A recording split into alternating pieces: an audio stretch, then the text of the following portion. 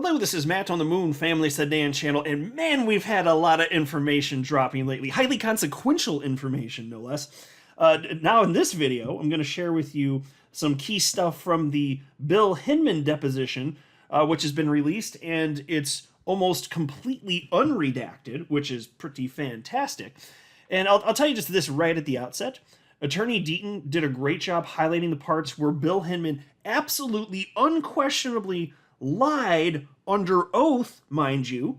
And Attorney Deaton also said that he is, quote, disappointed, end quote, by Ripple lawyers as it pertains to this Hinman deposition on one key point, which I'll be getting to in this video as well. But before going further, I do want to be clear, I do not have a legal or financial background of any kind. I am not offering legal or financial advice, and you definitely should not buy or sell anything because of anything I say or write. I'm just an enthusiast who enjoys making YouTube videos about crypto-related topics, but just as a hobby and just for fun. All right, so here's a tweet from Attorney Deaton reading the Hinman deposition. Snapshot summary. He didn't tell the truth, the whole truth, and nothing but the truth. I'll explain and prove it in the near future. And oh yes, he certainly did. And so separately, Attorney Deaton tweeted out, take a wild guess at what two words are the most redacted in the Hinman deposition. And so again, like I said at the outset, it's almost entirely unredacted, but not entirely. There are a couple things redacted here. An XRP community member, Ashley Prosper, took a stab at this and said consensus and Lubin. So again, Deaton says, take a guess at two words that are the most redacted. And that's probably correct. If you look at the context, that's probably true. Of course, I can't know for sure, but probably the case. And so take a look at this. Attorney Deaton continued and he said, I won't say it, nor will I confirm anything, but one word is the name of an individual, and the other most redacted word is the name of a company. But I will share what's in the public record. And for the purposes of this video, I'm not going to read this portion of the transcription, but it's on your screen. You can go ahead and pause if you want to read this. And here's the second one. You can pause right here as well if you want to read this. I don't think it's necessary for the purposes of this video, but if you're super curious, it's on your screen, just giving you the option to do so. And then Attorney Deaton wrote the following. Hinman's deposition was July 27th, 2021, long before Judge Torres ordered the email speech documents to be produced. Judge Torres's order is dated September 29th, 2022. Okay, so that means July of 2021, Hinman was under oath, given sworn testimony, and then a little over a year after that is when Judge Torres said, yeah, all the Hinman emails and drafts of speech, that actually does have to be handed over. And presumably, Bill Hinman didn't think that that was likely to occur. And because that did occur, we now know for sure that he absolutely lied under oath. So here, Attorney Deaton says, Stuart Alderati and Brad Garlinghouse's tweets about receiving the documents is on October 22nd, 2022, 15 months after the deposition. Okay, so that means at the end of September of last year, the judge ordered the SEC to hand all that stuff over, and then weeks later, Ripple had it. So they had it towards the end of October, and they tweeted about it. It's just that we didn't get to see all this stuff until 3 days ago. And so on October 20th, 2022, Brad Garlinghouse tweeted out the following. The SEC wants you to think that it cares about disclosure, transparency, and clarity. Don't believe them. When the truth eventually comes out, the shamefulness of their behavior here will shock you. And so now, it did come out again 3 days ago, so we all know. Now, I wasn't, by and large, particularly shocked, but I'm also in tune with what's going on here. I think for the average person that's not closely paying attention, if they see if they see that information that was disclosed, I could absolutely see that shocking. I absolutely could. But anyway, Attorney Deaton continues, and he says, in other words, Hinman didn't know the documents would be turned over. In fact, the SEC lawyer instructed Hinman not to answer questions because of the very privileges the judge ultimately denied. We've all seen the Hinman email of June 4th, where he calls it the ether speech and tells everyone he's meeting with Vitalik Buterin the following week to confirm Hinman's understanding of the Ethereum network and Ethereum Foundation. So there you go. And that was revealed. I'm assuming that most of you are aware of that at this point, but we found out that, yes, Bill Hinman did end up having a conversation with Vitalik Buterin, one of the founders of Ethereum, just to confirm the proper understanding. So that's materially important and interesting, don't you think? Well, yes. And this brings us to the part where Bill Hinman absolutely unquestionably lied under oath. Deaton continues. He says, Hinman was asked, quote, "Did you have communications with anyone other than SEC staff about the substance of your remarks in the June 14th, 2018 speech before you gave it?" So that's the Ethereum Free Pass speech. And here's his answer. Here, I'll make it full screen. This is from the deposition. His answer to that question was, "No, not on the substance." Oh, I'm sorry. Not on the substance. What the hell were you doing talking to Vitalik Buterin? Because again, that was to confirm his understanding of the Ethereum network. That is absolutely conversation about the substance. This guy's a liar. And under oath.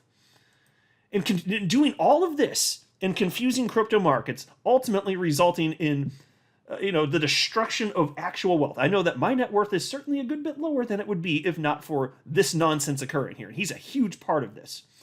And then Attorney Deaton also said, according to the transcript, Stuart Alderati was present and listening during the Hinman deposition. I found the moment where he spit out his coffee. And there's this quote here. I'll make this full screen too. This is the Bill Hinman quote. "You know, with respect to Ethereum, one of the things that was somewhat compelling was it was fairly transparent." Now, look, folks. Ethereum, look, I'm pro-ETH. ETH is the first crypto I ever bought. I still hold it. I've had it since November of 2017. I bought it on November 10th, 2017. And I bought more after that. And I own it. But in terms of transparency, come on, folks. That's laughable. I mean, when you're talking about the Ethereum Foundation or Consensus, like Joe Lubin, he was asked by Brad Garlinghouse on stage famously, how much ETH does Consensus hold? And he just wouldn't reveal. I'm sorry, what kind of transparency are we talking about? It's obviously a joke, right? And then we have this from Attorney John Deaton. He said, "Sometimes you can guarantee something as if you're clairvoyant. I said when Hinman is asked if he knew Simpson Thacher was a member of the Enterprise Ethereum Alliance when he gave his speech, he would deny knowing it. His deposition was unsealed, and look here. He has to, because if he admits knowing, he admits to violating 18 USC 208. Right, so what he's talking about here is obviously Simpson Thacher being a member of the Enterprise Ethereum Alliance. There's a financial interest there, obviously. That's a conflict of interest, which means that Bill Hinman should not have been giving the Ethereum Free Pass speech if he knew that, right? And I still think that he did know it. It's just there's too many things here. I'm speculating, but yeah, I'll hazard that guess. And so when he was asked about that, because look, here's the question. And you said you were not aware when you joined the SEC whether Simpson Thacher was a member of that alliance, correct? Referencing, of course, the Enterprise Ethereum Alliance, all the monetary gains here. And his answer, this is Bill Hinman now, he says, quote, "I didn't know the alliance existed, let alone Simpson having any role with it." And here, I'll make this whole thing full screen if you want to read it. I don't need to for the purposes of this video, but if you want the extra detail, this is what was shared by Attorney John Deaton. Just pause right here, but I'm going to keep on chugging along here. And then Attorney Deaton said, "I was disappointed the Ripple lawyers didn't ask Hinman why he didn't copy the ethics division like he did other divisions. I was surprised they didn't ask whether his speech was screened or cleared by the ethics office for conflicts. Conflicts certainly would have been discovered." Yeah, let's pause and note. It is kind of a missed opportunity at a minimum there. Right? So I would agree it's kind of disappointing here. Even though Ripple's lawyers are absolutely fantastic, it does still seem like a missed opportunity, and nobody's perfect, so okay. But, come on. That seems like an obvious one, doesn't it? Like, with all of this, and all this scrutiny that they're under, because, again, Bill Hinman was told, like, you can't even have lunch. You can't pay for somebody's lunch, and you're not supposed to even contact on the phone people at Simpson Thacher. What you're telling me that the ethics office didn't have any say in this highly consequential speech? It would have been great to have asked that. And so Attorney Deaton says conflicts certainly would have been discovered. His firm represented Cannon, a company that made Bitcoin/Ether mining equipment, and his law firm was a member of the Enterprise Ethereum Alliance, which exclusively promotes Ethereum. Are there certain questions former SEC lawyers won't ask fellow former or current SEC lawyers? Are people so accustomed to these conflicts and appearances of improprieties that they say, that's just the way our system is? Quite discouraging to us non-members of the club. And then somebody responded to Deaton and said, are you implying that the Ripple lawyers, since some of them used to work at SEC, may be afraid to dig too far into corruption at SEC? And Attorney Deaton says, maybe they didn't need to ask because they know how the system works. I try not to Monday morning quarterback other lawyers, especially good lawyers. I was just giving the perspective of a lawyer who has never worked at the SEC and doesn't know the inner workings of the agency. And fair enough as far as I'm concerned. Then there's also this. There's a tweet from Whale Chart on Twitter that said, Ripple CEO Brad Garlinghouse says SEC weaponized the lack of regulatory clarity and threw an entire industry into chaos. Only that the damn truth. And Attorney Deaton retweeted that and said the following. If the Hinman emails show anything, they prove the comment by Brad Garlinghouse to be 100% accurate. Hinman testified that, in his opinion, you don't need to satisfy all three factors of the Howey test. Some people say 4 factors because the third factor has a 2-part test. Then Hinman created new factors to consider, like sufficient decentralization and whether an entity owns a large amount of tokens, a factor the Office of General Counsel told Hinman was irrelevant. Others at the SEC said his speech would cause a regulatory gap and cause the SEC to regulate in an area it may not have jurisdiction. Hinman was told his speech would cause greater confusion in an already confused marketplace, but he gave the speech anyway. And then he personally insisted it go on the SEC website. A source equals his deposition testimony. When you consider all of this in light of the SEC's core mission statement, it is shocking that the SEC allowed this to happen and not yet take a different approach. Yep, spot on. Absolutely spot on.